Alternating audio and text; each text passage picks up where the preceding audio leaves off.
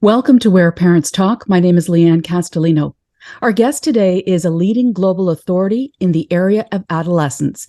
His career spans more than 40 years researching relationships between parents and children. Dr. Laurence Steinberg is a developmental psychologist, a professor of psychology and neuroscience at Temple University, a father and a grandfather. His latest book is being described as an innovative, comprehensive guide for parents of children in their 20s and 30s. The book is called You and Your Adult Child: How to Grow Together in Challenging Times. Dr. Steinberg joins us today from Philadelphia. Thank you so much for being here. Thank you for having me as a guest. Dr. Steinberg, what makes parenting adult children today so unique? I think there are three things that make it different than it was the case a generation ago. The first is that young adulthood has changed dramatically in that it is taking young people longer to make the transition into the conventional roles of adulthood, like full-time work, marriage, establishing their own residence, becoming financially self-sufficient, and maybe even becoming parents themselves. So if you look at the span of time it takes to go from college graduation to starting a family, now I know not everybody does both of those things, but the majority of people, at least in the United States, do. It takes the average young adult today about 13 years to make that passage. It took their parents' generation about 8 years to do the same journey. So 5 years may not sound like a lot, but it's 50% more. So it's 50% longer the transition into adulthood now than it was a generation ago. That changes things in lots of ways that we'll discuss. A second factor is that times have changed, and it's a very difficult world out there for people in their 20s and 30s because of the economy, because of the labor force, not to mention what we've been through recently with the pandemic and the disruption of life that caused. So it is a more stressful time for young people today, and that affects the parent-child relationship, as we'll discuss later. And then the third is that the current generation of parents of adult children has been very, very involved in their kids' lives from the get-go. I mean, they searched for preschools like it was a matter of life and death.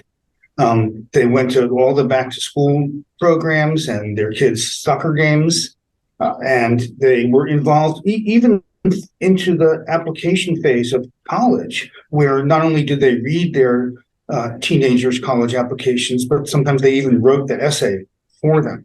And I think that means that parents today wonder if the same level of involvement is appropriate now that their children are grown. And I think they find it hard to not be involved because they're so accustomed to that. So those three things together have really changed the nature of the parent-child relationship for parents with adult children. Those are three huge buckets, and there are so many pitfalls that, are inevitable for parents to fall into as a result of those criteria that you just described. So what are some of the common or the most common pitfalls that parents fall into when trying to parent a 20-something? Well, I think the first is that they're naturally inclined to judge their child's progress, if you will, according to the timetable that the parents, followed when they were young adults. And so they may look at a young person who's 30 and think, when I was 30, I was married. Maybe I had a child.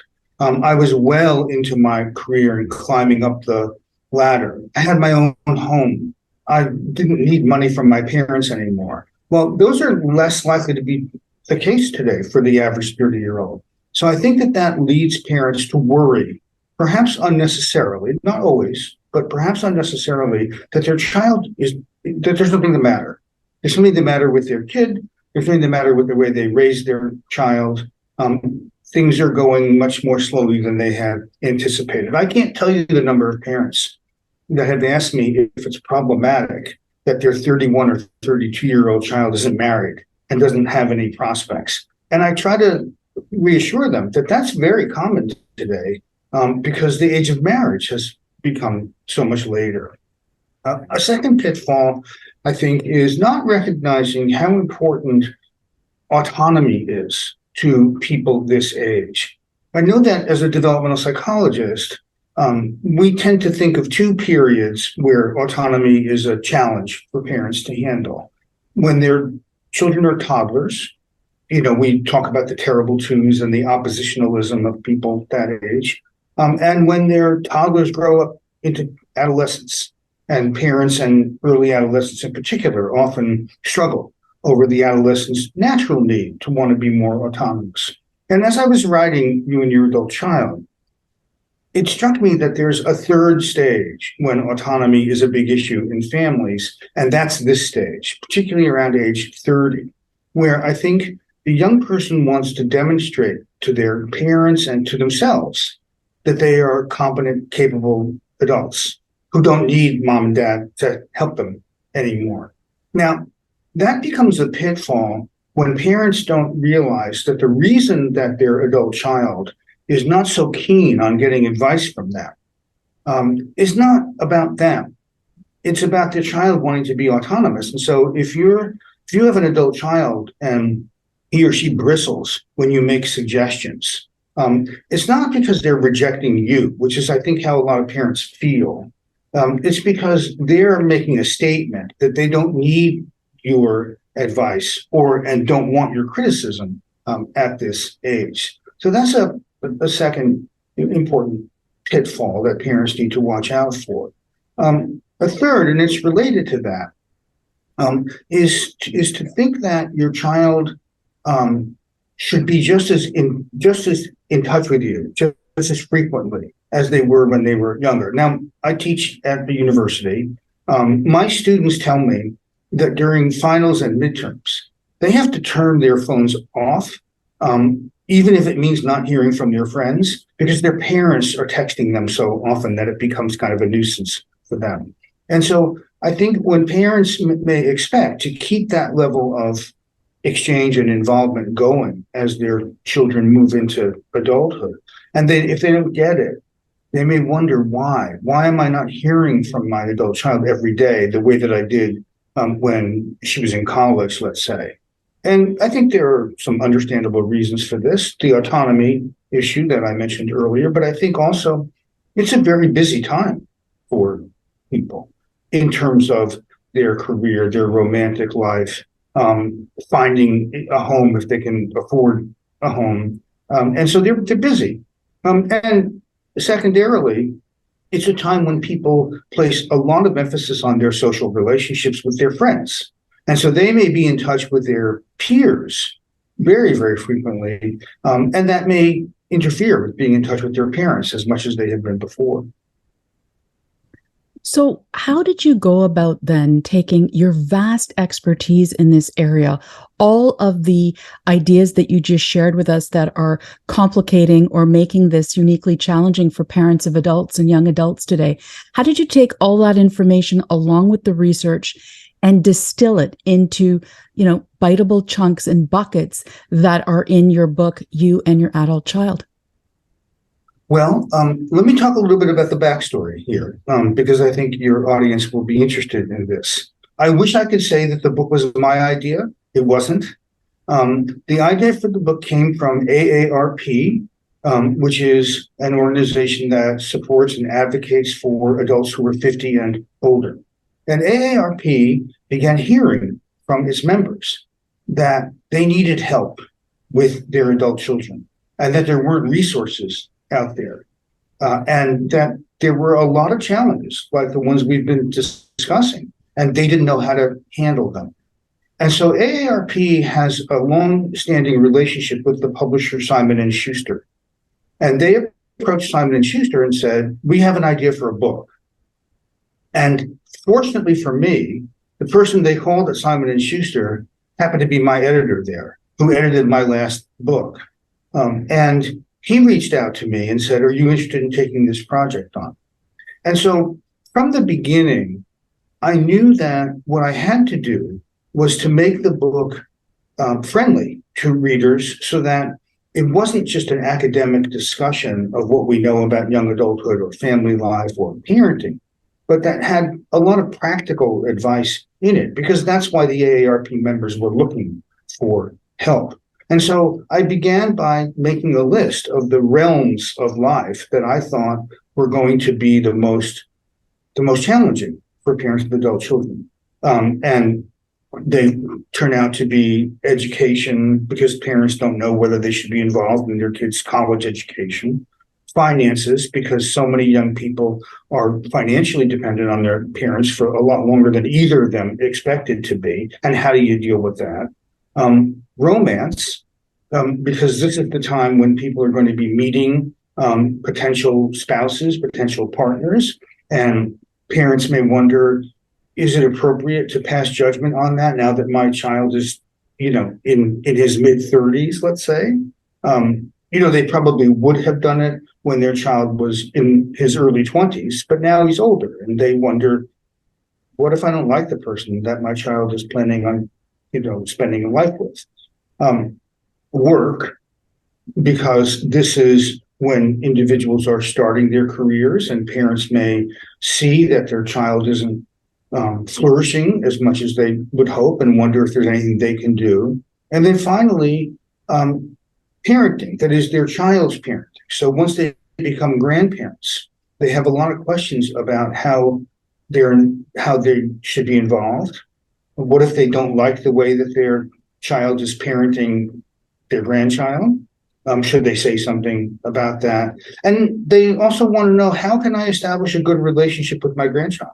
And there have been things that have been said and written about that, but not in the context of today's families and today's parents. And so I drew on my basic knowledge of parent-child relationships, because, as you said when you introduced me, I've been studying that for, if you count graduate school, for almost 50 years now. And I've done a lot of research and a lot of interviews with both parents and children. And I teach young adults, and we end up talking about their relationships with their parents. So I've learned a lot from my students. And I hear from parents all the time with questions about their young adult child. So I tried to make I had a couple of goals. One was to make, as I said, a friendly book that would be accessible to people in the general public. But a second goal, and I hope I've accomplished it, I think I have, and I'd love to hear from your audience if they like it, or even if they don't like it. I try to be compassionate toward both generations, to help each generation see what the other generation is experiencing. I'll tell you a little anecdote that I think is informative. When I was recording the audiobook version of You and Your Adult Child, I was working with two adult children, both in their late 20s, the young woman who was the producer of the audiobook, and the young man who was the audio engineer. And neither of them had read the book, but their job was to listen very closely to what I said as I read, and to correct me if I fumbled a word, or if there was a background noise that they wanted to edit out. And they would ask me can you do that sentence over? Can you do that paragraph over? I think that's the normal process of getting books recorded. But this was their first exposure to the material, my narration. And after the first day, the young woman took me aside and said, my parents have to read this book because they don't understand me, and this will help them understand me. And 3 days later, and the young woman was in New York at the time, so we were on Zoom while we were doing this. And the young man was in Southern California, which is where I happened to be spending part of the summer when we did the recording. So he didn't know that she'd come to me and said that to me about the book. He came to me and said, I've got to get a copy of this book for my parents because they don't get it. They don't understand it. So I'm hoping that by being compassionate toward both generations and understanding their perspective and their point of view, I can improve family life for all the households, and there are millions and millions of them, in which there are adult children and their parents. Now, along those lines, your book has been described as an innovative guide to parenting adult children. What makes it innovative? I think what makes it innovative is that it's aimed at the broad audience of families with adult children and not just at those who are struggling or have bad relationships. When I was first approached to do the book, like most authors, I went online to see what else is out there. Maybe AARP had it wrong, and maybe there was something that was already written, so there was no point in writing a new book, let's say. And I was amazed to see that so many of the books aimed at parents of adult children were about estrangement. And they were written by people who were estranged from their child, or they were written for people who were estranged from their child. And I began to read articles about the prevalence of estrangement. And those books clearly overstated how common it is by a large measure. And I realized that there really isn't anything out there for the average family, not ones where their parents and children are estranged. So I thought about, the kinds of books that we have for parents of babies or school-age children or teenagers. I wrote a book many years ago for parents of teenagers called You and Your Adolescent, which took the same approach, which was to say, I'm going to address problems that arise, but that's not going to be the focus of the book. The focus of the book is how to build a good relationship with your child. And that was my focus in writing You and Your Adult Child. How can you strengthen the bonds? Now, I do address the issue of estrangement for the small percentage of parents and their young adult children who are estranged. But that's not my main focus. My main focus are sort of the everyday challenges and issues that parents and their adult children deal with and need help with. Dr. Steinberg, is there a particular piece of research or science that you believe is paramount for parents of adult children to really understand so that they can bridge the gap in the relationship that they have with their adult child? I think that, interestingly, the science that's most important is probably more sociology than it is psychology. And that's the lengthening of the passage from adolescence into adulthood. And we have very good research on this because the census departments of most developed countries track these things. So it's easy to find out what the average age of marriage is and how that's changed over time, or what the average age at which people graduate college is and how that has changed. And so I dug deep into the research that's been done on the nature of the passage from adolescence into adulthood, because I think that in some ways, the most pressing challenges that parents face today are traceable to the lengthening of this passage, because that's done a couple of important things. One is it's put people on a timetable that doesn't compare well to the timetable that the parents followed, as I said earlier. And if that's the point of comparison, it's going to lead parents to the wrong conclusions about how their child is doing. But the second is that it has pushed to a later age some issues that parents would normally confront when their child was a late adolescent or in their early 20s. And so, for example, if you're a parent and your 20-year-old comes to you and says, "Can you loan me $100?"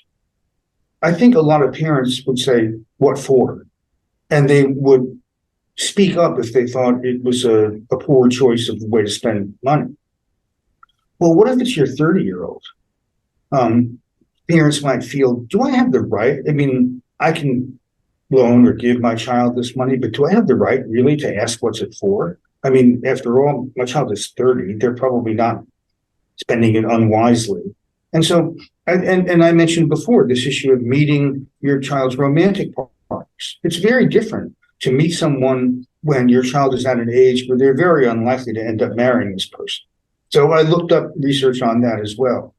We have a lot of narratives about, getting together with your high school sweetheart. Well, that almost never happens. Only about 10% of people today are married to the person that they went out with in high school.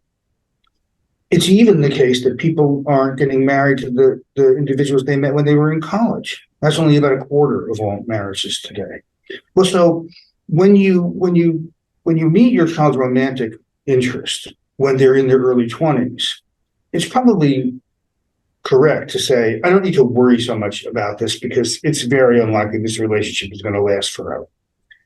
That's not the case when you meet your child's romantic partner when they're in their early 30s, though, because there's a very good chance that they'll end up with this person. And so that changes the whole that changes the whole perspective that a parent might bring to this issue of passing judgment or not passing judgment on the person that their child is dating or romantically involved in. So I think that understanding the sociology, the demography of young adulthood today is critical for parents. I also talk separately about neuroscience because some of my research is on brain development during the teen years and during the 20s.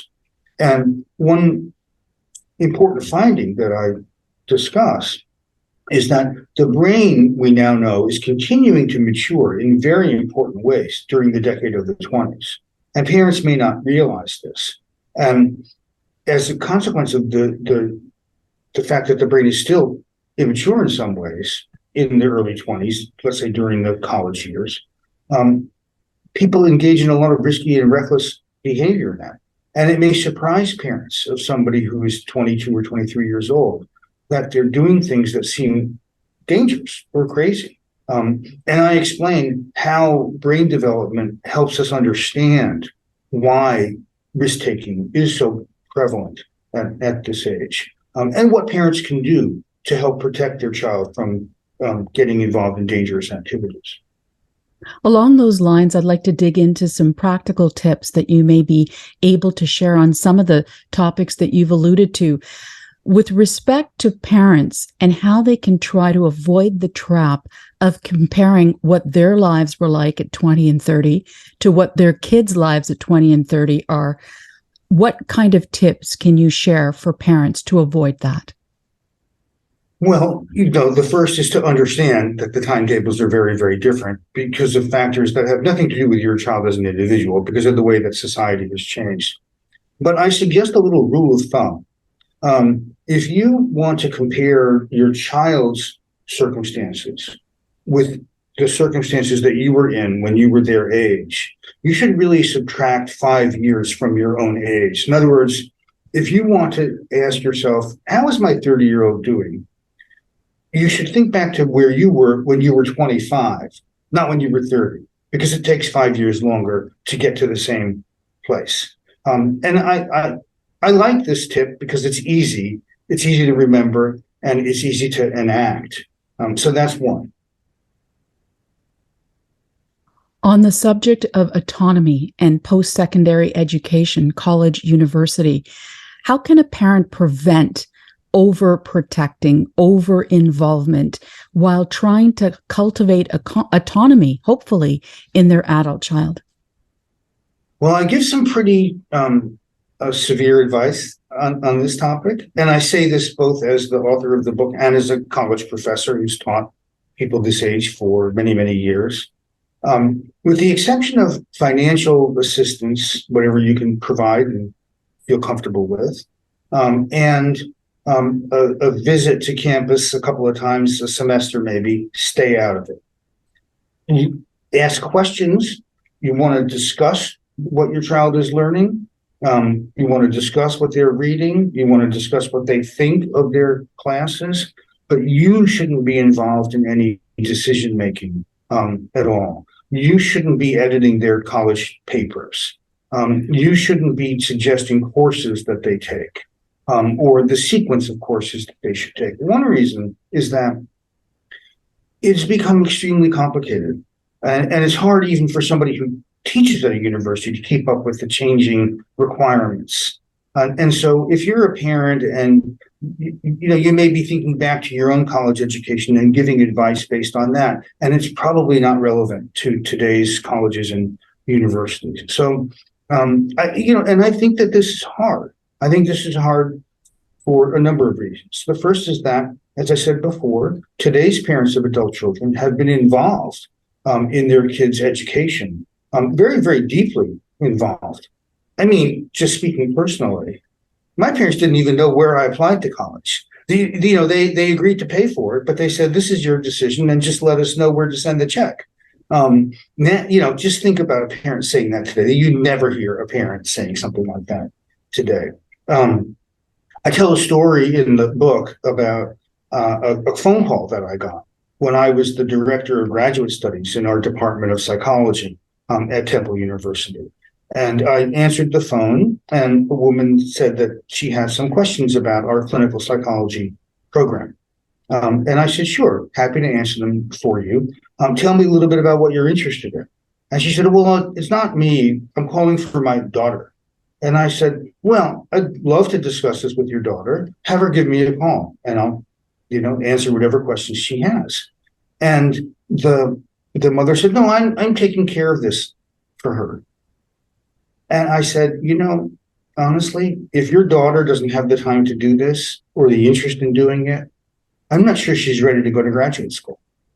And so I think that when parents get too involved, they interfere with their child's development of self-reliance and the development of confidence. College is not just about what you learn in your classes and whether what you learn is going to be translatable into a job. College is about personal growth and psychological maturation. It's a really important time in people's lives. And if you are micromanaging your child's college education, you may not realize it, but in a way you're depriving them of experiences that they need to have in order to be successful in life later on. On the topic of young adults and adult children living at home longer or moving back home and staying for a longer period, how can a parent best support and survive that type of dynamic?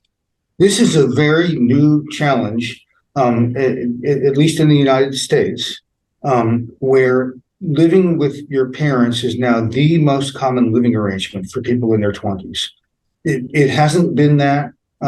It was never that at all during the entire 20th, 21st centuries. Even during the Great Depression, fewer than 50%, which is what the percentage is today, moved back in with their parents. So this can be an issue because nobody has rules. Nobody knows what to do. Nobody knows what the guidelines are, what the rules are for things like household chores and what your adult child's responsibilities should be.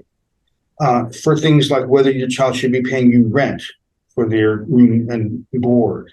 For things like coming face to face with intimate aspects of your child's life that you didn't expect to see face to face. So if you have a child who's still single and dating, and let's say that your child is dating, dates many different people and brings them home. Parents, I think, know that their adult child may be sexually active, but they don't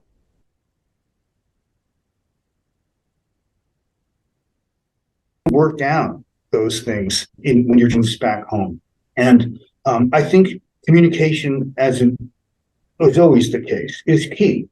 To have calm discussions that when problems arise, I suggest a technique that's actually borrowed from the business world called collaborative problem solving, where if you and your adult child are coming to heads over something, you should pick a time to sit down and discuss the situation and brainstorm how to solve the problem so that your adult child and you are both contributing ideas for potential ways to solve it. And once you've agreed on that, put it into place and then check back with each other in a couple of weeks to say, how is this working for you? And it could be little things like whether your adult child keeps their room clean, or it could be big things like whether your child is spending their time looking for a job so that they can save enough money to move out and into their own place. But either way, I think what we know from business models of problem solving, that when both parties are contributing to devising a solution, they're each more likely to buy into it and to implement it enthusiastically.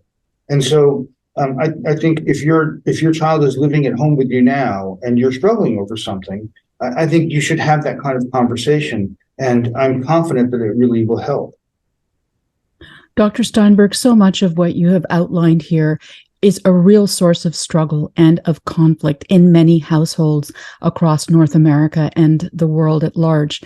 What can you say that could give parents hope? Because it is a lot. We're talking about uncharted waters in terms of parenting across the board. So what can you say in particular with this age group of 20-somethings and early 30s that can give these parents hope? That this is a transitional period, and you have seen this movie before as your child was growing up, because there are these important transitions. They occur around age 3 and around age 6 and around age 12 or 13, and again probably when children go off to college. And this is another transitional period. And what I think you as a parent realize now, looking back, was that during these transitional periods, there are a lot of bumps in the road. And you're going to do your best to get through this transition as best as you and your adult child can. You're going to do that by keeping the lines of communication open, by understanding what it means to be a young adult in today's world and adjusting your parenting accordingly, and by getting together and collaborating when you have an issue that seems to be particularly problematic for your family. But because it's a transitional period, you will find that a new equilibrium will be restored, probably sometime during the early 30s. And so this will be a temporary period of disequilibrium or disruption in the family that will be resolved as you and your adult child learn how to navigate and to negotiate a new relationship that you didn't expect to be in this situation, because no one could have predicted we'd be where we are today. And unpredictability is an uncomfortable feeling for all of us, and it's a difficult feeling for families to deal with. But as things become more routine, and as you learn more about each other's issues, there's a lot of learning that your adult child has to do about you too, works both ways, that you will find that things settle down into a much more comfortable situation for everybody. Dr. Laurence Steinberg, professor of psychology and neuroscience at Temple University and author of You and Your Adult Child, we really appreciate your time and your insight today. Thank you. Thank you. I hope it's helpful.